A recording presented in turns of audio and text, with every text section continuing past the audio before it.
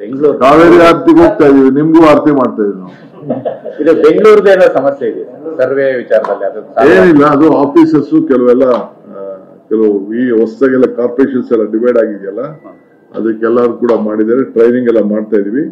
ಬೇರೆಯವರಾದ್ರೆ ಸ್ವಲ್ಪ ದೂರ ಹೋಗ್ಬೇಕಾಗ್ತದೆ. ಇದೆಲ್ಲ ಮನೆಗಳಲ್ಲಿ ಇರ್ತದೆ. ಬೆಂಗಳೂರಿನ ಜಲ್ದಿನೇ ಮುಗಿತದೆ. 2 ಕೋಟಿ ಚಿಲ್ಲರೆ ಜನ ಇದ್ದಾರೆ.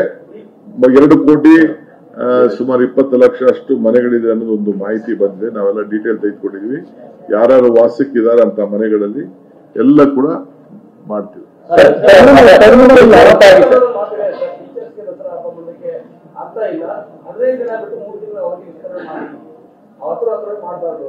Chief minister ಮಾತಾಡಕ್ಕಿದೆ.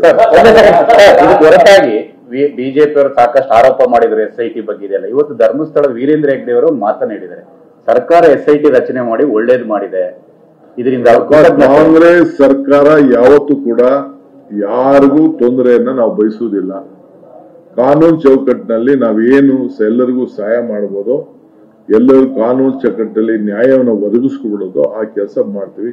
ಯಾರು ತಪ್ಪು ಮಾಡಿದ್ರೆ ಆ ತಪ್ಪು ಮಾಡಿದವ್ರಿಗೆ ಶಿಕ್ಷೆಯನ್ನು ಕೂಡ ಸರ್ಕಾರ ಕಾನೂನು ಮಾಡ್ತದೆ. ನಾವು ಯಾವುದಕ್ಕೂ ಇಂಟರ್ಫಿಯರ್ ಆಗುದಿಲ್ಲ, ಇನ್ವಾಲ್ವ್ಮೆಂಟ್ ಆಗುದಿಲ್ಲ. ಇವತ್ತವರೆಗೂ ನಾವು ಯಾರು ಕೂಡ ಏನ್ ಇನ್ವೆಸ್ಟಿಗೇಷನ್ ಮಾಡಿರೋ ಆಫೀಸರ್ಸ್ ಹತ್ರ ಒಬ್ಬರ ಹತ್ರ ಕೂಡ ಏನು ನಡೆದಿದೆ ಅಂತ ಕೂಡ ನಾವು ತಿಳ್ಕೊಳಕ್ ಹೋಗಿಲ್ಲ.